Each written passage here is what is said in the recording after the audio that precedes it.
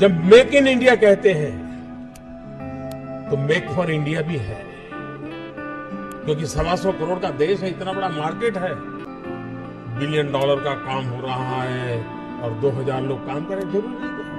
5 लोगों को भी अगर मैं रोजगार देता हूं तो मेरा स्टार्टअप मेरे देश को आगे बढ़ाएगा।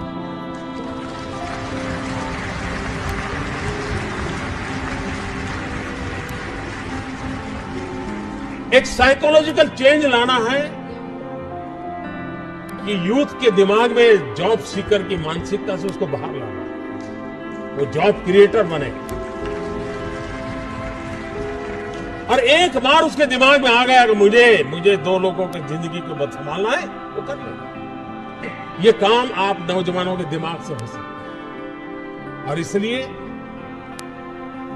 मैं जब कहता हूं स्टार्टअप इंडिया, तो मैं मान के चलता हूं स्टैंड अप इंडिया। इसके लिए मुझे अलग सोच करने की जरूरत नहीं है।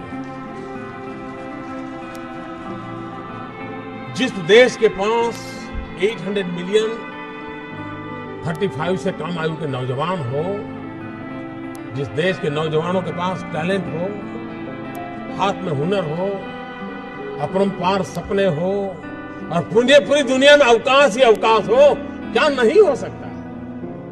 मानव जात के लिए चुनौती आवश्यक है, क्योंकि सरफरे लोग तो हैं जो तबाही करने पर तुले हुए हैं, लेकिन हम मानवता को बचा भी तो सकते हैं। हमारे पास इस प्रकार के लोग हैं।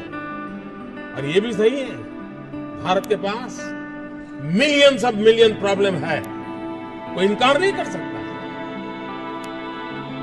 लेकिन एट द सेम टाइम मुझे इस बात का भरोसा भी है कि बिलियंस ऑफ बिलियन माइंड भी है। अगर मिलियन प्रॉब्लम है तो बिलियन माइंड भी तो हमारे देश में है। हर स्टार्टअप के पीछे कोई न कोई समस्या के समाधान का इरादा रहना चाहिए। और जब किसी स्टार्टअप के पास समस्या के समाधान का इरादा होगा तो उसकी संतोष का लेवल भी कोई कुछ और होगा। जब किसी की जिंदगी में बदलाव लाता है तो उसको एक सेटिस्फेक्शन मिलता है। और इसलिए मैं वो कुछ करके दिखाऊं जिसमें मैं जॉब क्रिएटर बनूं, मैं वो कुछ करके दिखाऊं कि जिसके कारण किसी की जिंदगी में मैं काम आऊं, मैं वो कुछ करके दिखाऊं कि मेरे देश को एक कदम आगे ले जाने में मेरा भी कोई योगदान। और जब किसी स्टार्टअप के पास समस्या के समाधान का इरादा होगा तो उसकी संतोष का लेवल भी कोई कुछ और होगा।